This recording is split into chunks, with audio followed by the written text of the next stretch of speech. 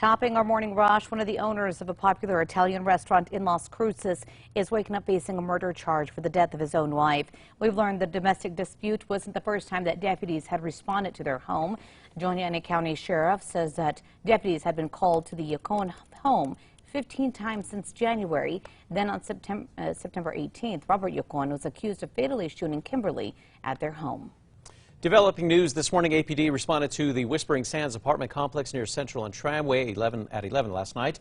Police say the officers were called out to the area for a dispute between residents. Police say that one of the people involved barricaded themselves inside their apartment. Police say that the person shot at police and at least one officer fired back. The suspect was taken to the hospital and expected to recover. No officers were injured. Prosecutors are working to keep a man behind bars after he allegedly killed the church security guard. Mark Ford is charged with murder after police say he struck Daniel Bourne with his truck, then left him for dead in an arroyo Friday night. Bourne was working security at the Calvary Church. He was checking on a suspicious vehicle in the parking lot. Erica. And here's a look at our school day forecast. Temperatures are comfortable, but some of the kiddos may need a light sweater. And by this afternoon, we'll be nice and warm. Similar temps to yesterday with a slight chance for a shower on the east side of town. An Albuquerque man facing a charge of an open count of murder. This comes after police say that he stabbed another man over a stolen bicycle. APD says that Ezekiel Ibarra turned himself into an officer at the scene near San Mateo and Catherine on Sunday afternoon. Investigators say that Ibarra admitted to stabbing the man in the leg after spotting him with a bicycle that Ibarra says was stolen from him last month.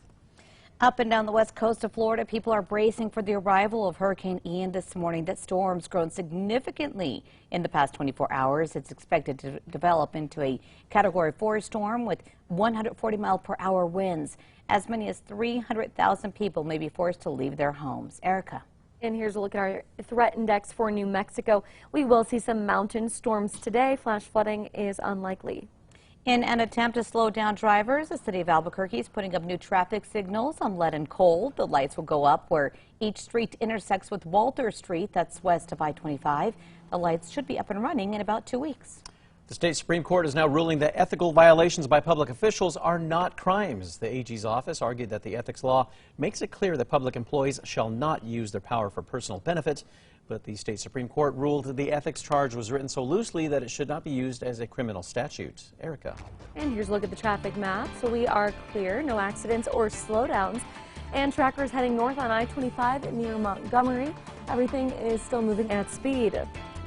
A young baseball fan going viral this morning for a bit of a mishap with his ice cream. There it goes. It was during the Detroit Tigers-Chicago White Sox game. The fan was enjoying his ice cream until, oops, the ice cream actually falls right off of the cone.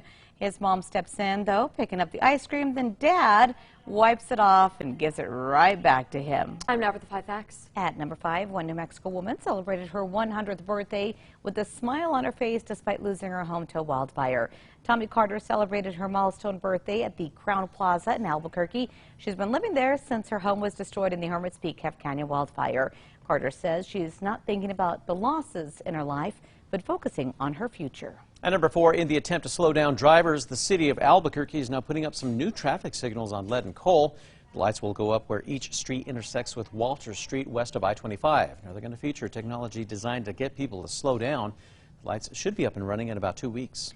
And at number 3, we'll see mountain storms in central, western, and northern New Mexico throughout the afternoon. A couple of those may make it into the valley with mainly just light rain or some virga.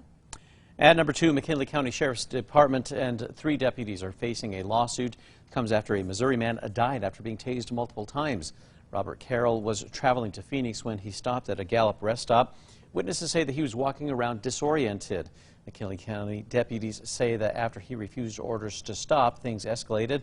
Carroll was tased at least 18 times. Now, according to the report, Deputy Dwayne Holder, who was on scene that night, admitted to drinking alcohol less than 8 hours before his shift, which goes against the department policy. The sheriff's office says that an outside party is now investigating. Finally, number 1 for you this hour, one of the owners of a popular Italian restaurant in Las Cruces is waking up facing a murder charge for the death of his own wife. We've learned this domestic dispute was not the first time that deputies had responded to their home.